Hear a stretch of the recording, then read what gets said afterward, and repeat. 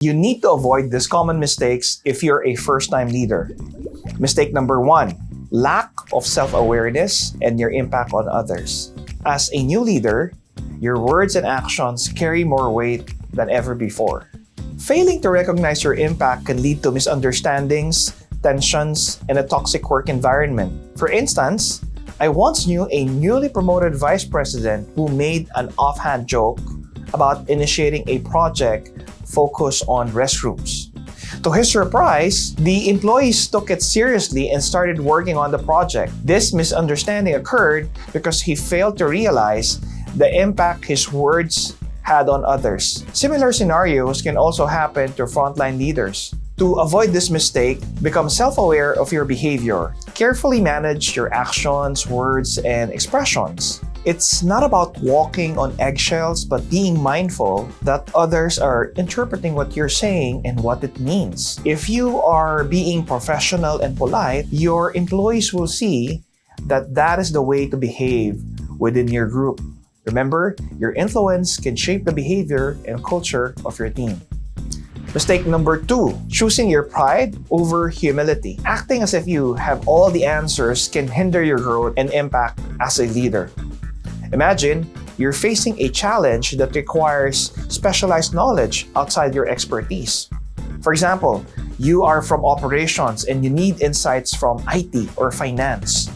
Instead of pretending to know it all, prioritize humility. Admitting what you don't know is not a sign of weakness, but an opportunity for learning and improvement. Otherwise, it can be a barrier to collaboration and open communication. To avoid this mistake, prioritize humility. Embrace that you can't know everything and that you can learn even from your employees. Curiosity will be your greatest ally. Mistake number 3, forgetting your second-level relationships.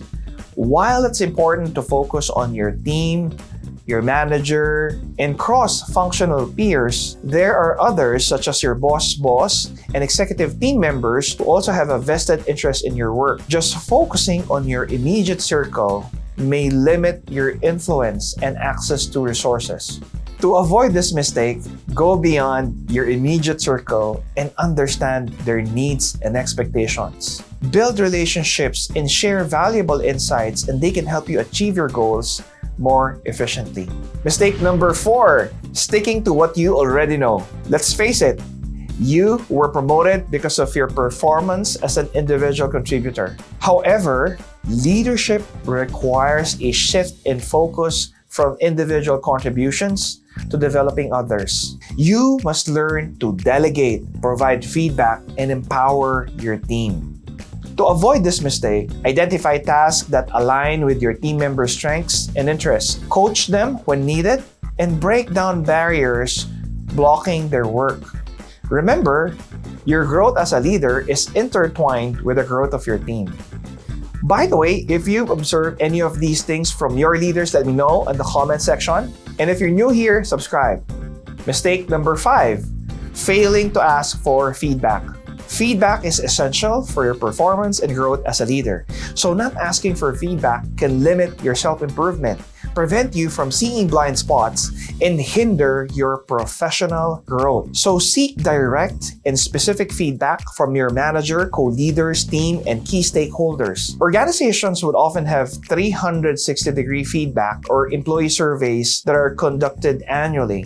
If you don't have one, you can create a simple survey for your team using Google or Microsoft Forms or even SurveyMonkey.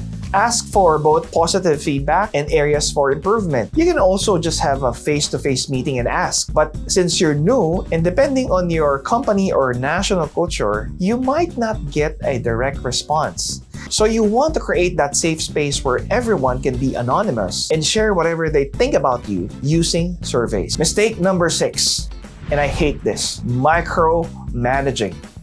As a leader, it's important to trust your team to do their job effectively. Micromanaging can be beneficial when handling new or underperforming employees in the short term. However, in the long term, it does more harm than good. It disables your ability to focus on important tasks, demoralizes your team, and hampers their autonomy. According to Mishra and colleagues, it can result in high turnover, low employee morale, decreased productivity, and customer dissatisfaction. To avoid this mistake, you need to recognize that you are first a micromanager. Acceptance is the first step. Then focus on building trust and ensuring that expectations are clear. Then give your team space so they can do their job. Delegate and allow for mistakes to happen. There are many more. There are so many things that can be said about micromanagement, and I can just create a whole video for that. Just let me know through the comment section if you're interested. Mistake number 7, not delegating. Many leaders choose to overwork themselves by tackling every task themselves, fearing that incompetence or a lack of skills among team members will result to failing deliverables. However, not delegating can lead to burnout and prevent you from focusing on tasks that require your unique expertise. To avoid this mistake, learn the art of delegation. Identify tasks that can be delegated and empower your team members to take ownership of their responsibilities. Mistake number 8, avoiding confrontation. This is very common, especially for cultures or work environment where they take things personally, and new leaders often avoid confrontation to be liked. Unfortunately, it can create a culture of avoidance, unresolved conflicts, and a lack of accountability. It's important to find a balance between asserting yourself and building rapport with those around you. To avoid this mistake, address issues directly while maintaining a positive working relationship with your team or your peers. Overall, there are many things you can do to avoid common mistakes of new leaders.